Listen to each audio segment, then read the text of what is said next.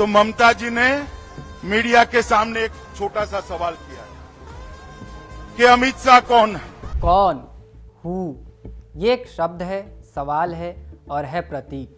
प्रतिद्वंदी को जब तिल और खुद को पहाड़ घोषित किए देना हो तब पूछा जाता है कौन। ऐसा ही एक सवाल पूछा गया था सूबाए बंगाल में। 12 साल पुरानी बात है। 1 दिसंबर 2014 की तारीख, जगह कोलकाता का धर्मतला। एक रैली हो रही थी। मंच पर खड़े थे बीजेपी के नेता अमित शाह। इस रैली में इसी कौन का जवाब देने वाले थे जो पूछा था पश्चिम बंगाल की तत्कालीन मुख्यमंत्री और अब पूर्व सीएम होने की दहलीज पर खड़ी ममता बनर्जी ने। अमित शाह ने भरे मंच से कहा, कुछ दिन पहले जब रैली की बात चलती थी तो ममता बनर्जी ने मीडिया के सामने एक छोटा सा सवाल पूछा था कि अमित शाह कौन है। ये सवाल वो कारण था जिसके चलते शाह ने अपनी आवाज़ तेज की और आगे कहा, दीदी सुन सकती हैं तो सुन लीजिए, मैं अमित शाह हूँ और मैं बंगाल की धरती से तृणमूल को उखाड़ने के लिए आया हूँ। भारतीय जनता पार्टी के सबसे बड़े नेताओं में से एक अमित शाह जब ये बयान दे रहे थे तब बंगाल में उनकी स्थिति क्या थी। 2011 के चुनाव में पार्टी ने 294 में से 289 सीटों पर अपने उम्मीदवार उतारे थे। जीत कितने पर मिली? 0। मतलब सीधा है, पश्चिम बंगाल में बीजेपी की पकड़ लगभग 9 के बराबर थी और राज्य में 0 विधायक वाला नेता उस राज्य की मुख्यमंत्री को ललकार रहा था। फिर शाह के उस बयान के 2 साल बीते। 2016 आया, पश्चिम बंगाल में फिर से चुनाव हुआ। बीजेपी ने इस बार 291 कैंडिडेट उतारे, जीत मिली मात्र 3 पर। शाह की 2014 वाली ललकार बेमानी लगने लगी। फिर 2021 का चुनाव आया। इस बार अमित शाह और पूरी बीजेपी को ही चुनौती दी गई थी। ममता बनर्जी और उनके चुनावी रणनीतिकार की भूमिका निभा रहे प्रशांत किशोर ने चैलेंज किया था कि बीजेपी किसी भी हाल में 100 का आंकड़ा छू नहीं पाएगी। बंगाल में चुनाव हुए, बीजेपी ने 293 सीटों पर उम्मीदवार उतारे। नतीजे आए, चुनौती पार नहीं कर पाए अमित शाह। बीजेपी को सिर्फ 77 सीटों पर जीत हासिल हुई। शाह ने जो वादा किया था वो अभी पूरा नहीं हुआ, तृणमूल उखड़ नहीं पाई।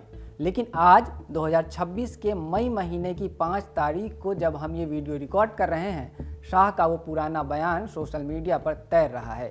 4 मई पश्चिम बंगाल चुनाव के लिए नतीजों का दिन था।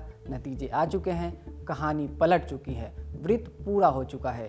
बंगाल के सियासी इतिहास में पहली बार बीजेपी सरकार बनाने जा रही है, वो भी 200 से ज़्यादा विधायकों के साथ। और ममता बनर्जी, इस बार उनकी पार्टी टीएमसी 100 का आंकड़ा पार नहीं कर पाई है। खुद ममता अपनी सीट भवानीपुर भी शुभेंदु अधिकारी के हाथों हार चुकी हैं। टीएमसी का किला ढह गया है। सोशल मीडिया पर अलग अलग तरीकों से शाह के पुराने बयान की चर्चा चल रही है। कैप्शन, लेख और मीम्स की भरमार है। भाजपा के कई नेता भी उस पुराने क्लिप को शेयर करके अपने नेता का महिमा मंडन कर रहे हैं, जैसे कि बिहार के मुख्यमंत्री सम्राट चौधरी। बहरहाल बीजेपी 0 से 3, 3 से 77 और अब बहुमत तक का सफर पूरा कर चुकी है। सरकार बनाने के लिए 147 सीटों की जरूरत है और भाजपा को जीत मिली है 206 सीटों पर। वहीं लंबे वक्त से सत्ता में रही टीएमसी 215 सीटों से लगभग 80 सीट पर आ गई है। जानकारों के मुताबिक भाजपा की सफलता में अमित शाह ने काफ़ी मेहनत की। इंडिया टुडे की रिपोर्ट के अनुसार चुनाव प्रचार के अंतिम चरण में शाह लगभग 2 सप्ताह तक पश्चिम बंगाल में डेरा डाले रहे। इस दौरान उनका शेड्यूल काफ़ी बिजी रहा। उन्होंने 50 से अधिक रैलियों और रोड शो को संबोधित किया। इसके अलावा वो राज्य के नेताओं के साथ लगातार बैठक कर रहे थे और ग्राउंड लेवल पर रणनीति के साथ आगे बढ़ रहे थे। उनकी टीम ने महिलाओं की सुरक्षा, करप्शन और ममता सरकार की विफलताओं को अपना मुद्दा बनाया। खुद शाह ने भी पब्लिकली कुछ घोषणाएं की, जैसे कि सरकारी कर्मचारियों के लिए 7वें वेतन आयोग को लागू करना और कानून व्यवस्था को सख्त करने का वादा। चुनाव परिणाम बता रहे हैं कि इन वादों ने राज्य के वोटर्स को इम्प्रेस किया भी। पहले चरण की वोटिंग के बाद ही पार्टी ने पूरे आत्मविश्वास के साथ दावा किया था कि वो 110 से ज़्यादा सीटें जीतने वाले हैं। हालांकि जानकारों का ये भी कहना है कि इसी आत्मविश्वास ने वोटर्स पर एक बड़ा मनोवैज्ञानिक प्रभाव डाला और इसका असर दूसरे चरण की वोटिंग पर पड़ा।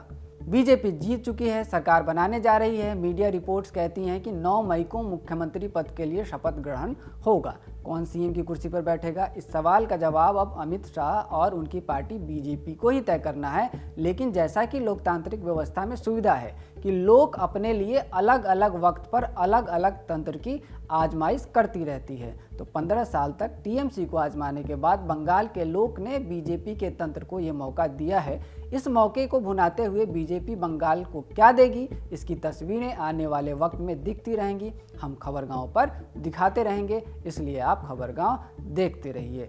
इस वीडियो को रिकॉर्ड किया है हमारे साथी अयान ने। मेरा नाम है रवि सुमन। शुक्रिया।